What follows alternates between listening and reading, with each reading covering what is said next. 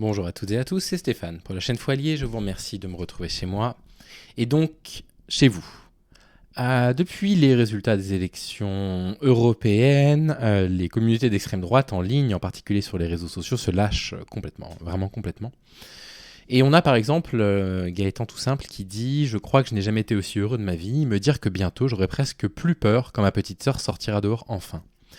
Et ce tweet, il est vraiment symptomatique de pas mal de choses. Il est symptomatique de plein de choses. D'une part, du fait que les personnes d'extrême droite pensent que la question des agressions sexuelles, du viol, des VSS, en général, est une question qui n'est que liée à l'immigration. Ils ignorent que 70 à 80% des victimes de viol ont subi un viol de la part de quelqu'un qu'elles connaissaient déjà. Et donc, ce genre de messages, on les reçoit un petit peu partout. Il y a le Rassemblement national, donc il n'y aura plus de viol par la suite. Et c'est quand même assez dingue parce que vous avez une jeune femme qui m'a donné l'autorisation de parler de son message, qui reprend ce tweet et qui dit « Moi j'ai été violée 3 fois par un Kevin, un Loïc et un Vincent, chacun blanc d'origine française, dont 2 d'entre eux militaires. Le RN n'a aucune intention d'aider les femmes et encore moins les victimes de VSS. Le RN, ce n'est pas la sécurité. » Et effectivement, quand les communautés d'extrême droite nous parlent des VSS ou du harcèlement, par exemple, ça va être dans des trucs très très très spécifiques, par exemple le harcèlement de rue ou le harcèlement dans les transports en commun. Comme si d'une part, le harcèlement de rue, le harcèlement dans les transports en commun était commis majoritairement par des immigrés, ça resterait déjà approuvé, et comme si d'autre part, ça voudrait pas dire que dans tous les autres domaines de la vie, en fait, là où il y a des hommes, il y a des risques d'agression sexuelle. Et d'ailleurs, on le voit avec les MeToo qui ont été faits dans les grandes écoles, qui sont à majorité blanche, bien évidemment, dans les grands lycées parisiens, comme le lycée Stanislas et compagnie, dans les grandes entreprises. En fait, quand il y a homme, il y a risque d'agression sexuelle. Et vouloir absolument traiter la question des VSS par le spectre de certaines petites lorgnettes où on a l'impression que le harcèlement de rue est commis principalement par des immigrés, ce qui reste à prouver, moi je pense en plus de ça que c'est faux, c'est évidemment pas faire justice à cette question. Et évidemment, en voulant prendre la question de ce point de vue-là, vous pouvez pas avancer. Vous pouvez pas avancer sur la question des violences faites aux femmes d'une façon générale si jamais vous n'avez pas décidé de vous attaquer à la racine du problème. Et la racine du problème, c'est la culture du viol, la racine du problème, c'est la domination masculine, c'est le patriarcat, vous appelez ça comme vous voulez, même si ces termes-là recoupe des choses qui sont légèrement différentes. Et en répondant ça, elle s'est mangée. Alors, je vais d'abord vous lire ça. Je vais d'abord vous lire ce qu'elle a partagé. Une quantité de comptes Twitter d'extrême droite qui ont répondu des trucs du style « C'est dirigé par Quentin Vantino »,« Je rêve où il y a un profil qui avait exactement le même message hier »,« Est-ce qu'ils étaient aveugles parce que du coup elle était pas très belle quoi ». Là ils se moquent du fait qu'elle ait eu un cancer. Quand on voit certaines de vos photos, pour se faire violer à 3 reprises, faut être cinglé. Bah voyons, mort de rire. Et ta minomanie, elle passe bien. Arrête de t'inventer une vie, bon, etc. Bref, elle a pris quelques commentaires, mais on est, enfin, je veux dire, il y a bien plus que ça. C'est-à-dire que quand on va lire un petit peu les messages, vous avez soit des témoignages, parfois de soutien, parfois de personnes qui malheureusement ont également subi des viols ou des agressions sexuelles par des personnes blanches.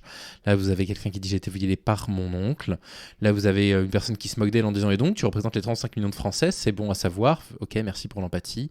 Là, vous avez une femme qui dit « J'ai été abusée et frappée par un mec qui s'appelait Maxime. Il était blanc comme neige et d'origine française ». Là, vous avez quelqu'un qui dit « Moi, j'ai été abusé par un homme qui s'appelait Rémi, puis par 2 femmes pendant mon adolescence, qui étaient blanches, une allemande et une française ». Et là, vous avez évidemment les gens des Trump qui disent « Tu as été violé par 3 blancs et tu crois qu'on va gober l'histoire ?» Ça fait plusieurs posts identiques là-dessus. Je dis pas que vous mentez, mais on a beaucoup d'histoires de gens. C'est-à-dire qu'en fait, les gens, ils découvrent qu'il y a beaucoup de femmes qui ont été violées, d'une part. D'une part, ils découvrent ça. Et d'autre part, ils n'arrivent pas à croire, malgré les preuves qu'on leur met sous les yeux, que des blancs puissent être des agresseurs sexuels. C'est fou, hein. Ils n'arrivent pas à croire ça. Vous avez des personnes qui disent « Bah, t'as qu'à porter plainte », des personnes qui disent « Bah, on n'a pas de preuves ». Du coup, elle s'est sentie obligée de partager une preuve d'une des plaintes qu'elle a déposées, par exemple. Enfin, je veux dire, c'est complètement fou, quoi. C'est pas joli de mentir, de se faire passer pour une victime, bref. Bref. Vous avez quelqu'un qui dit avec Bardella, ils iraient en prison pour longtemps, surtout avec les peines planchées minimum 20 ans, là, elle risque 5 ans. Oui, c'est ça, mais uniquement pour les personnes d'origine étrangère. Et tout ça est très inquiétant, parce que ce qui est inquiétant, c'est de se dire que si ce parti-là est au pouvoir, la seule chose qu'il proposera, la seule chose que le Rassemblement national pourrait proposer, c'est pas du tout des lois pour protéger les femmes, ça va être des lois anti-immigration. Et en espérant peut-être que ça change quelque chose pour les droits des femmes. Ça changera évidemment rien pour les droits des femmes, ça va rien changer. Demain, vous n'avez plus d'immigration en France, vous n'allez pas éradiquer le viol. Le viol n'a pas été inventé en France à partir du moment où on a eu une immigration, bien évidemment. C'est de la poudre aux yeux. Et ce qui est incroyable, c'est à quel point ça passe, à quel point sur Twitter, on peut voir ces nombres de comptes comme ça qui pullulent, de comptes d'identitaires. Quand vous allez sur leur profil, vous voyez des identitaires d'extrême droite. Parfois, il y en a qui se disent carrément nazis, voilà. Je veux dire littéralement avec... Enfin, je sais même pas comment c'est possible de se revendiquer nazi, quoi. Enfin, c'est hallucinant. Et qui en viennent du coup à se moquer, à remettre en question la parole d'une femme sous prétexte qu'elle explique qu'elle a été violée par des blancs, quoi. Et tout ça est très inquiétant. Et là, on va devoir voter là dans moins de 3 semaines. Et il va falloir garder ça en tête. C'est-à-dire que si dans votre tête, vous êtes plutôt progressiste et vous vous dites, bah, moi j'aimerais quand même effectivement que les femmes soient mieux protégées en France, c'est certainement pas pour des partis qui considèrent que les VSS et l'immigration c'est le même problème que vous allez avancer dans quelconque direction, quoi.